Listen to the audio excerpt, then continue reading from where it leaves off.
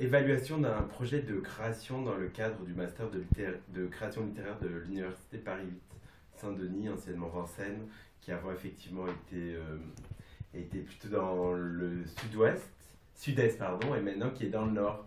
Et c'est un bâtiment qui est assez intéressant, mais vraiment en déperdition. Je sens qu'il n'y a vraiment pas d'argent pour l'université, pas très étonnant par ailleurs. Mais du coup, c'est vrai que c'est assez intéressant d'apprendre à écrire là-bas. C'est assez étonnant comme concept. Enfin, on n'est pas là pour parler de ça par ailleurs. Alors, donc, ce trait a été produit par Toto Bast et Nicolas Gable, et pas Goebbels, mais Gable. Même s'ils sont allemands tous les deux, c'est pas les mêmes. Ok. Alors, les modalités d'évaluation d'un master de création, qu'il soit littéraire ou artistique en général, posent problème par définition. Une pratique de création existe en tant que telle, qu'elle est reconnue par les élites du milieu qui la composent au même titre que l'art survit par la contestation de sa propre évaluation. Une telle contradiction persiste dans la situation de sélection à l'entrée du master, comme au moment des évaluations produites par celles qui occupent une place à la fois dans le milieu académique et littéraire. Effectivement, la grande majorité des enseignantes ont fait carrière dans l'université après avoir été diplômées de grandes écoles du type ENS et sont pour la plupart des écrivains et écrivaines publiés et reconnus avec l'obtention pour certains et certaines de prix littéraires. Les critères de sélection et d'évaluation sont produits et appliqués par des individus donc reconnus dans leur domaine et c'est bien évidemment ce qui est vendu par la formation, la reconnaissance et la validation. Donc le master de création littéraire n'échappe donc pas à cette règle passablement paradoxale, celle de vouloir produire des marginaux sublimes, pour citer Genet, dont on se souviendrait, pour citer Fassbinder, en même temps que de devoir asseoir sa propre légitimité en assurant la continuité du pouvoir en place au sein de l'institution éditoriale et universitaire, évidemment. Alors, le travail d'écriture produit dans un contexte académique peut-il faire l'économie d'être perçu en dehors de sa valeur potentielle sur le marché du livre? Vraie question. Les évaluateurs et évaluatrices sont-elles enclins à œuvrer pour une émancipation anticapitaliste du travail de l'écrivain-écrivaine et de l'éditeur-éditrice? Sans doute pas. Tout porte à croire que malgré les bonnes intentions du master, le statu quo demeure la posture permettant la survivance d'une telle formation. Cette phrase ne veut rien dire, mais on la trouve quand même stylée. Première phase, admission. La première phase d'évaluation se fait sur le seuil du master, au moment de l'évaluation du dossier de candidature. Celui-ci contient A, un exposé du projet d'écriture, et B, un échantillon de 10 pages. Ces deux documents sont censés exposer les critères mis en œuvre par l'auteur, autant sur le plan théorique que pratique. Les critères principaux qui se manifestent par le simple fait de soumettre un tel dossier et le choix de l'écriture comme activité prioritaire.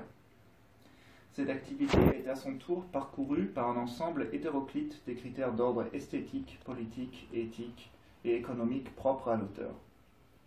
Or, l'évaluation du dossier correspond à une opposition active de cet ensemble de critères, leur expression théorique et leur mise en pratique.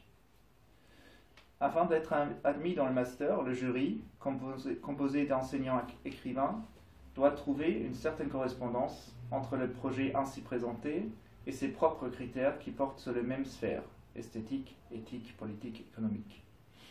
Le rapport du jury à ces sphères diffère nécessairement de celui des candidats, de par leur position dans l'économie littéraire.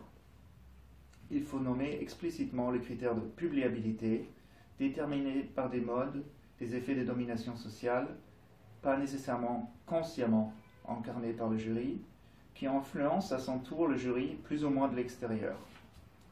Pour le candidat, on peut supposer que ces critères se rangent plutôt du côté du désir de publier. L'admission se fait s'il y a un équilibre entre les deux pôles ainsi opposés. On peut ici avancer les critères d'utilité. Le jury estime que donner un cadre à la réalisation du projet est utile, puisqu'il a été évalué positivement, autant sur le plan intrinsèque, activité prioritaire du candidat, en harmonie avec les critères évalués par le jury, qu'extrinsèque, correspondant à ce qu'attend le jury d'un bon projet. Il semblerait que l'évaluation du candidat se fasse au coup de cœur ou à l'instant, l'ensemble des professeurs ne rencontrant pas toutes les candidates, Finalement, les critères de la bonne histoire racontée dans l'air du temps, ainsi que la potentielle fabrication d'une figure publique vendable, atout physique, personnalité hors du commun, facilité d'expression à l'oral, etc., paraissent prévaloir.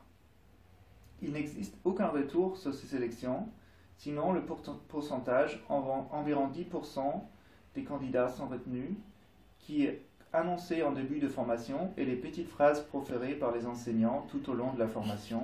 Si tu es là, c'est parce que tu le vaux bien.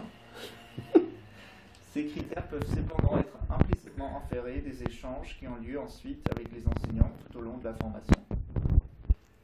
Deuxième phase, suivi de projet. 1. Du côté de l'étudiant. L'écriture comme activité individuelle persiste en s'inscrivant dans le cadre d'un programme d'études. Obligation de participation au suivi de projet, 3 fois en tant qu'auteur, 3 fois en tant que lecteur du projet d'un pair.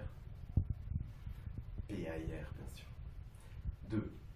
L'évaluation par un enseignant encadrant, critères esthétiques, vision d'un ensemble cohérent, selon une conception de la littérature nécessairement idéal-socratique, mais aussi informée par une certaine éducation, culture littéraire commune, propre à un certain milieu littéraire. 3. L'évaluation par des pairs inscrivant leur propre activité d'écriture dans le même cadre. La deuxième phase représente une mutation qualitative de l'activité d'écriture. On passe d'une situation de confrontation entre un travail accompli de manière autonome et des critères extérieurs à une dynamique de triple bind. Ce triple bind correspond au pôle suivant. L'activité individuelle de l'auteur admis en master, l'enseignement assurant l'encadrement pédagogique et les pairs de l'auteur. C'est ainsi créer un feedback loop permanent, sans que l'un de ces 3 pôles ne soit réservé par l'activité. La position de l'auteur devient nécessairement paradoxale. Son activité autonome se produit dans un cadre qui lui impose 2 instances hétéronomes et pas hétérosexuelles. Concrètement, ignorer le retour fait lors d'une séance de suivi revient à un échec face à ce cadre. Il est donc clair que l'activité ne peut se faire que sous tension. De fait, le triple bind établit un champ conflictuel permanent qui exige de l'auteur de se positionner à la fois à l'intérieur et à l'extérieur de son projet. Nous pouvons alors nous demander si ce schéma ne reproduit pas de façon artificielle, dans le cadre de la formation, celui d'un auteur qui soumet son manuscrit à ses amis écrivains publiants, pairs dans le master, et à son éditeur enseignant dans le master. Idéalement, cette dynamique donne lieu à une espèce de re-entry, pour nous approprier le concept bien fameux de Niklas Luhmann,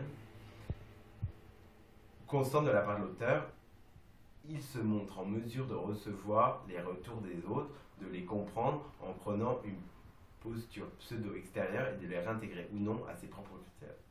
Il existe le risque de la disparition du champ conflictuel selon 2 scénarios possibles. Petit a, l'auteur se montre incapable de reconnaître les pôles extérieurs, ou petit b, son activité autonome se trouve écrasée par cela. Il est important de souligner que le cadre ne peut fonctionner autrement. Même si le projet concret, tel qu'il existe dans la réalité, change de qualité, le jeu de langage qui est le suivi de projet n'a en soi pas de fin autre que sa performance. Contrairement au seuil entre la première et seconde phase, le passage entre la seconde et troisième phase se fait par conséquent en fonction des critères qui ne sont pas qualitativement liés à l'activité de l'écriture dans le cadre du suivi.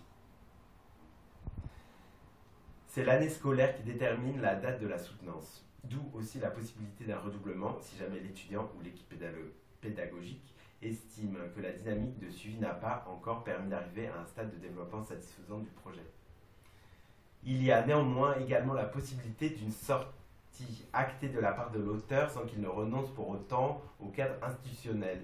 Ultimement, c'est lui qui décide quand son texte est terminé et si les retours externes lui sont encore utiles.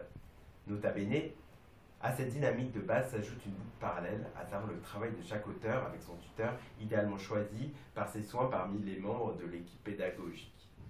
On peut ainsi espérer une plus grande convergence entre les critères esthétiques et politiques respectifs, mais en fin de compte, cette boucle s'ajoute à la dynamique du triple bind décrite plus haut.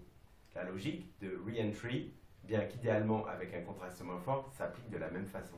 Troisième phase, soutenance.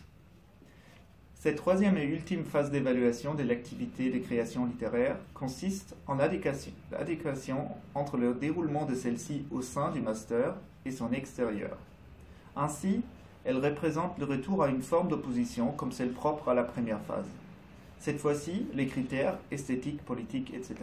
de l'auteur, raffinés ou bien enrichis grâce au triple bind du suivi de projet et la boucle tutorielle, se trouvent opposés à nouveau aux attentes d'une partie de l'équipe pédagogique, mais aussi au champ littéraire et ses institutions. Comme dit plus haut, le passage de la deuxième à la troisième phase est induit par les calendriers universitaires. L'accomplissement du texte, selon des critères formels élaborés et mis en œuvre lors de deux étapes précédentes, n'est donc pas un critère rédhibitoire. Néanmoins, un net avancement dans la réalisation des critères doit être perceptible pour que le texte puisse être considéré comme réussi. Le critère principal de cette réussite, finalement, est celui d'avoir un texte achevé et ainsi présentable à des maisons d'édition. Pour le dire autrement, l'état du texte au moment de la soutenance doit permettre de l'évaluer selon un ensemble de critères cohérents en adéquation suffisante avec ceux du jury, même si ces critères-là ne sont pas encore tous remplis. Le jury de soutenance se constitue autrement que le jury d'admission qui consistait exclusivement en membres de l'équipe pédagogique du master. Des membres du jury de soutenance viennent de différents secteurs du champ littéraire, critique, édition, etc. On peut supposer que leur choix par les membres de l'équipe pédagogique induit un rapport codépendant quant à leurs critères d'évaluation. Un grand nombre des enseignants sont eux-mêmes auteurs ou éditeurs. Celui-ci garantit une stabilité suffisante des critères esthétiques, politiques, économiques, comme vu plus haut. On peut donc partir du principe d'une forme de boucle évaluative qui comprendrait le master comme tout, de l'admission à la soutenance, en passant par la performance constante du suivi de projet. En raison de notre participation au programme ainsi que de l'acceptation tacite des règles universitaires, évaluation, performance, compétition, il est difficile de juger du système d'évaluation d'une telle formation. En effet, comment évaluer son impact sur notre travail, effet sur l'inspiration, la motivation, l'impact sur ce que cela produira dans l'avenir, et sur nous-mêmes en tant qu'individus prenant la direction d'un parcours de création. Nul doute que la confrontation aux sachants et notants pousse à embrasser le désir d'être le maître de sa propre évaluation, voire de passer outre le concept même de valeur et des catégories qui y sont immédiatement associées, travail, marchandises, argent. Nous finirons par cette citation qui nous semble très à propos. La poésie est de plus en plus nettement, en tant que place vide, l'antimatière de la société de consommation, parce qu'elle n'est pas une matière consommable, selon les critères modernes de l'objet consommable, équivalent pour une masse passive de consommateurs isolés. La poésie n'est rien quand elle est citée, elle ne peut être que détournée, remise en jeu. La connaissance de la poésie ancienne n'est autrement qu'exercice universitaire, relevant des fonctions d'ensemble de la pensée universitaire. L'histoire de la poésie n'est alors qu'une fuite devant la poésie de l'histoire, si nous entendons par ce terme non l'histoire spectaculaire des dirigeants, mais bien celle de la vie quotidienne, de son élargissement possible, l'histoire de chaque vie individuelle, de sa réalisation.